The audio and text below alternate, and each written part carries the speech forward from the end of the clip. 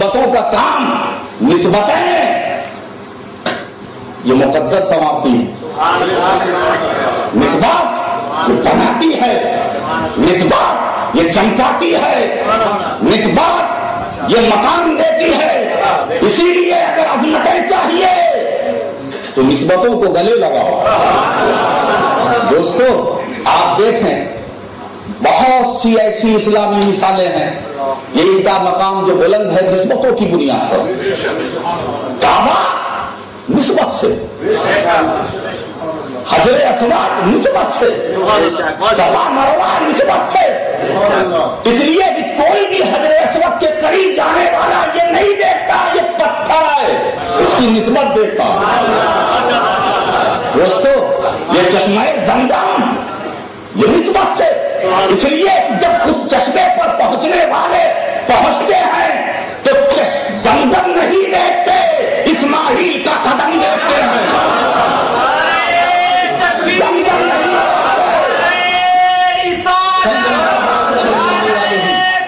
صلی اللہ علیہ وسلم صلاۃ والسلام علیک یا رسول اللہ۔ ہم مطاف میں ہیں، نسبتیں دیکھتے ہیں، ہم صفا پر ہیں، نسبت دیکھ رہے ہیں، ہم مروہ پر ہیں، نسبت دیکھ رہے ہیں، ہم ملتزم کے قریب ہیں، نسبت دیکھ رہے ہیں، ہم مقام ابراہیم کے پاس پہنچے، نسبت دیکھ رہے ہیں۔ میں نے پہنچ کر مقام ابراہیم سے پوچھ لیا، اے مقام ابراہیم تو پتھر ہے، تو سخت ہے، تو نے ابراہیم خلیل اللہ کے پیر کا نشان کیسے لے لیا؟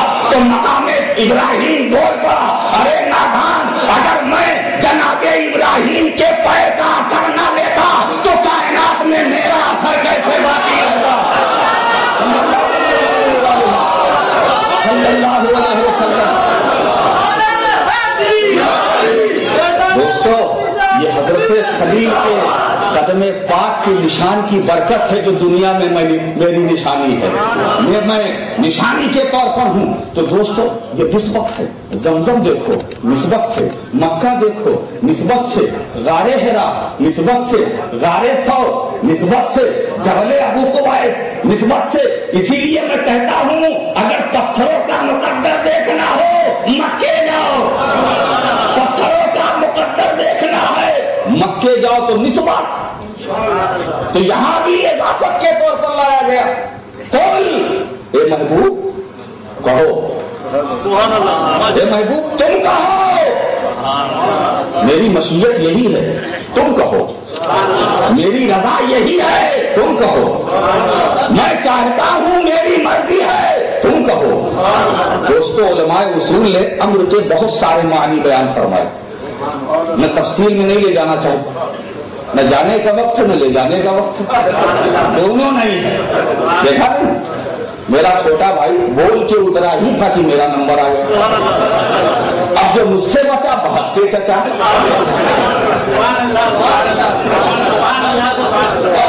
ان سے جو بچا وہ اور بڑے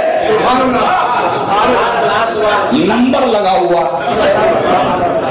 یہاں تو عجیب معاملہ ہے کہ یہ حضور محدث اعظم ہند رحمت اللہ تعالی علیہ کا فیضان ہے کہ مجھے پوری منطق کی اصطلاح نظر آ رہی ہے، اصغر بھی یہاں، اکبر بھی یہاں، صغرا بھی یہاں، کبرا بھی یہاں۔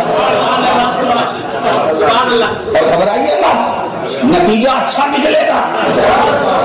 ارے حد اوسط کے ذکر کی کیا ضرورت، وہ تو گرا دیا جاتا ہے یا کہیں گر جاتا ہے۔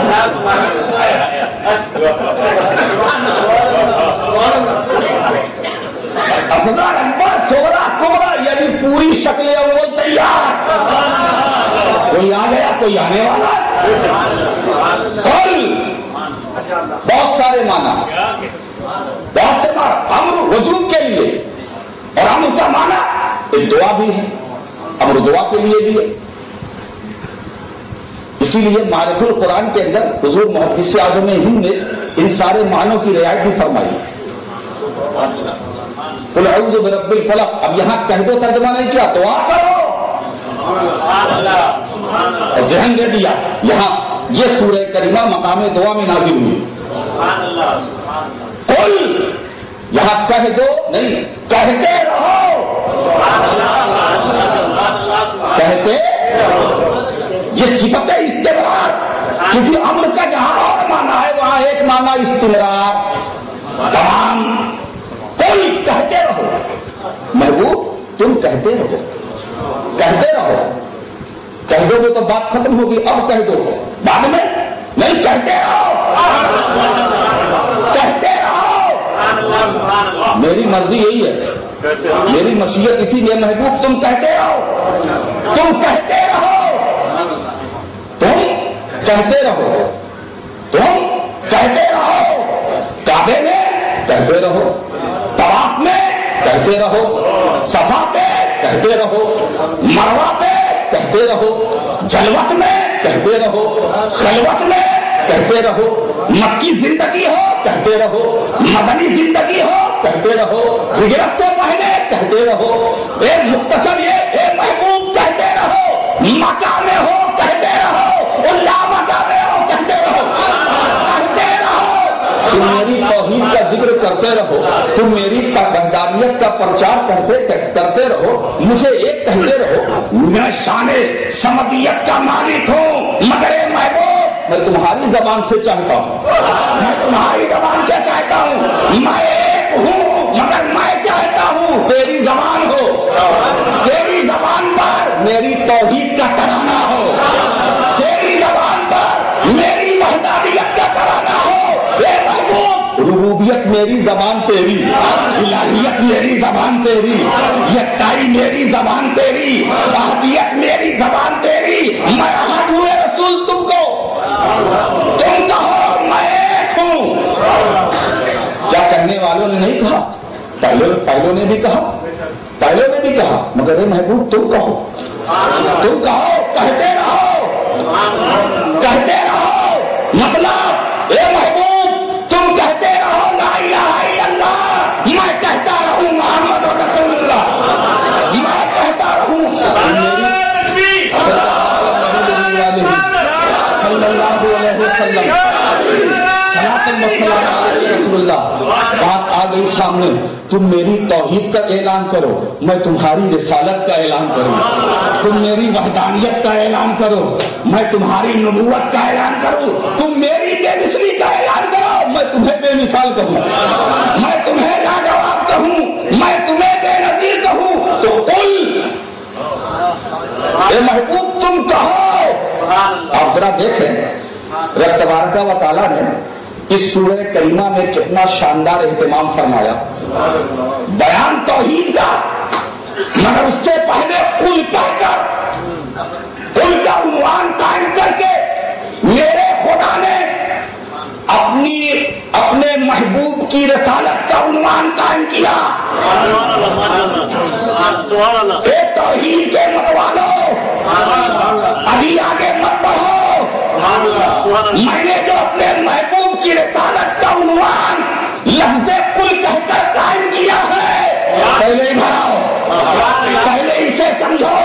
توحید بعد میں سمجھنا، مصطفیٰ کی رسالت پہلے سمجھو، مصطفیٰ کی نبوت پہلے سمجھو. دوستو قل کہو. ذرا آپ دیکھیں یہاں پر ایک بات میں آپ بتاؤں. یہاں پر رب تبارک و تعالیٰ نے اپنے محبوب کی رسالت کا عنوان قائم فرمایا، قائم کیا. وہ کہاں ہے؟ قل میں.